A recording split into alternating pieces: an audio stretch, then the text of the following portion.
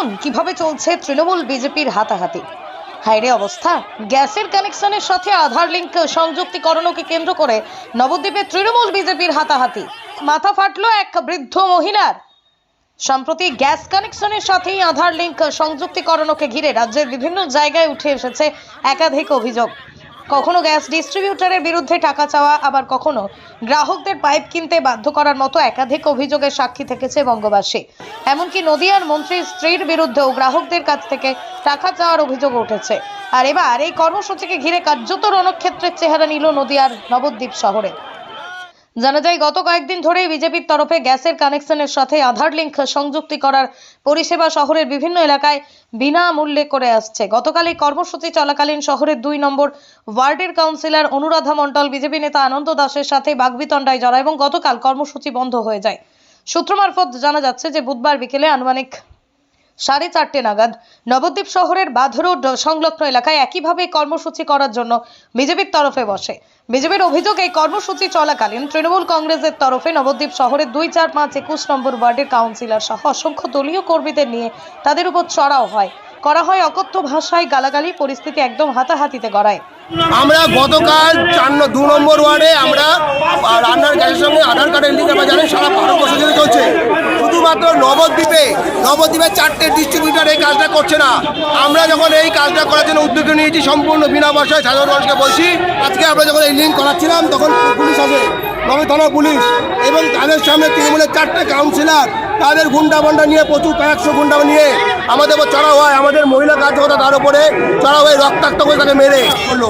এটাই তৃণমূলের কালচার। নবদ্বীপবাসী দেখলো তৃণমূল কি জাতীয় কালচারে চলে। আপনার নাম? আমার নাম আনন্দ দাস, আমি নবদ্বীপ উত্তর মন্ডল প্রাক্তন সভাপতি, বর্তমান জেলা কমিটির মেম্বার। বিজেপির জেলা নেতৃত্ব আনন্দ দাস জানান, গতকাল আমাদের এই কাজ চলাকালীন 2 নম্বর ওয়ার্ডের জনপ্রতিনিধি এসে বাধা দেন। আমরা আজও এই কর্মসূচি শুরু করার পর তৃণমূলের তরফে সে কাজ চলছে। যদিও তৃণমূল কাউন্সিলরের অনুমতি নেবার বিষয়ে পাল্টা বিজেপির তরফে জানায়, বিজেপির জেলা নেতৃত্ব আনন্দ দাসের নামে সাংসদ জগন্নাথ সরকার অথরাইজ লিখে দিয়েছেন। পাশাপাশি বিজেপির তরফে আরও জানান, ইন্ডিয়ান অয়েল বিজ্ঞপ্তিতে জানিয়েছে এই কাজটি যে কেউ করতেই পারে, এখানে অনুমতির কি আছে আমাদের জানা নেই। ইব্রাহিম শেখের রিপোর্ট, M.স্টোরি বাংলা। শুধু খবর নয়, সবার কথা সবার কাছে।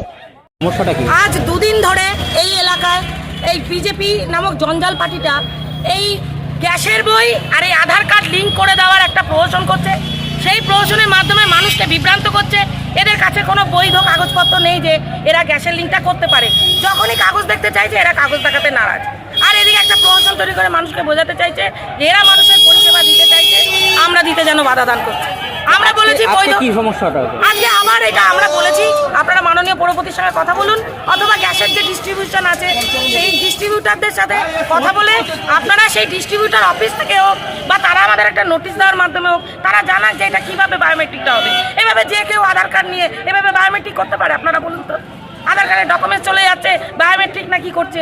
এইভাবে যে মানুষের যে সুরক্ষাগুলো, মানুষের যে ডকুমেন্টসগুলো একজন আমি জানছি না আমি কাকে দিয়ে দিচ্ছি। এটা নবদ্বীপে সর্বত্র হচ্ছে না শুধু এই ওয়ার্ডেই হচ্ছে? আমরা যেটুকু খবর পাচ্ছি সর্বত্রই এরা করার চেষ্টা করছে। কালকে রেজিস্ট্রি অফিসের মোড়ে করেছিল, আজকে আবার এখানে করছে। আমরা জিজ্ঞাসা করতে আসে, আমাদের প্রবীণ কাউন্সিলর আছে অনুরাধা মুখার্জি, তার দিকে অভব্য আচরণ করে, উল্টোপাল্টা কথা বলা, আঙুল তুলে কথা বলা, প্রতিবাদ করে। আমাদের এই যে 14 নম্বর ওয়ার্ডের আমাদের বুলা ব্যানার্জি, সুব্রত ব্যানার্জি, তাকে রক্তাক্ত করে দিল। তারাও অভিযোগ করছে তাদের এক মহিলাকে মারধর করা হয়েছে আপনাদের দলের লোকেরাই বাকি। সে তো এইমাত্র হয়েছে, সে তো বাড়িতে তিনি এই ধস্তাধস্তিতে হয়তো পড়ে গিয়ে থাকতে পারেন, আমি জানি না, এটা আমি সঠিক জানি না। এই প্রথম ইলেকট্রিক সাইকেলের শোরুম এবার ডোমকলে। দিনের পর দিন যেভাবে তেলের দাম বৃদ্ধি পাচ্ছে, সেই কথা মাথায় রেখে সাইকেল প্রেমিকদের জন্য চলে এসেছে ইলেকট্রিক সাইকেলের শোরুম এবার ডোমকলে।